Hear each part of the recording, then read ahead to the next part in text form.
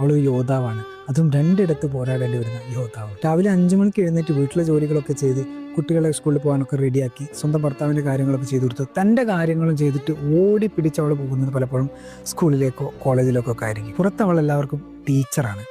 എന്നാൽ വീട്ടിലവൾ ഭാര്യ, അമ്മ, മകൾ, സഹോദരി, കൂട്ടുകാരി, അങ്ങനെ പല രീതിയിലും അവൾ പെരുമാറേണ്ടി വരുന്നുണ്ട്. രാവിലെ ഓടിക്കഴിച്ച് സ്കൂളിലെത്തി പുഞ്ചിരിയോടുകൂടി കുട്ടികളോട് പറയുന്നുണ്ട് ഗുഡ് മോർണിംഗ് ഡിയേഴ്സ് എന്ന് പറയുന്ന സമയത്ത് അവളുടെ ഉള്ളിൽ ഒരുപാട് സങ്കടങ്ങളും സമ്മർദ്ദങ്ങളും പല പല പ്രശ്നങ്ങളും ഉണ്ട്. അതെല്ലാം ഉള്ളിൽ ഒതുക്കിക്കൊണ്ട് തൻ്റെ മുന്നിലിരിക്കുന്ന ഓരോ കുട്ടിയും മനസ്സിലാക്കി അവർക്ക് വേണ്ട വിധത്തിൽ ക്ലാസ്സുകൾ എടുത്ത് അവരെ സന്തോഷിപ്പിക്കാൻ ശ്രമിക്കുന്ന ഓരോ ടീച്ചർ തൻ്റെ വീട്ടിലിരിക്കുന്ന കുട്ടിനെ കുറിച്ചത് പലപ്പോഴും ആദ്യമാവാറുണ്ട്. എക്സാമൊക്കെ ആവുന്ന സമയത്ത് പേപ്പേഴ്സൊക്കെ നോക്കേണ്ടി വരുന്ന സമയത്ത് ഒരുപാട് നേരെ ഇരിക്കേണ്ടി വന്നാലും ഉറക്കളച്ച് തന്നെ കാത്തിരിക്കുന്ന ആ കുഞ്ഞിനെ കുറിച്ച് ഓർത്ത് സങ്കടപ്പെടാറുണ്ട്. അവർ പഠിപ്പിക്കുന്ന കുട്ടികൾക്ക് എന്തെങ്കിലുമൊക്കെ പ്രയാസങ്ങൾ വന്നു കഴിയുന്ന സമയത്ത് അവരുടെ പാരൻസ് വന്നുണ്ടാക്കുന്ന പലതരത്തിലുള്ള പ്രശ്നങ്ങളും പരാതികളെല്ലാം കേട്ടുകൊണ്ട് ക്ഷമയോടുകൂടി അതിനെല്ലാം പരിഹാരം കാണേണ്ടി വരാറുണ്ട്. ടീച്ചർ എന്ന പേരിൽ ലോകം കാണുന്നത് അതൊരു ജോലിയായിട്ടാണ്. എന്നാൽ അവർക്കതൊരു ജീവിത മിഷനാണ്. തൻ്റെ വീട് ശരിയാക്കുന്നതോടൊപ്പം തന്നെ ഭാവി തലമുറയെ ഉണ്ടാക്കിയെടുക്കുന്ന വലിയ 2 ഉത്തരവാദിത്തങ്ങൾ ഒരേ സമയം ഏറ്റെടുക്കുന്ന ഒരു പോരാളിയാണ് അവൾ. ഈ ലോകത്തിലുള്ള എല്ലാ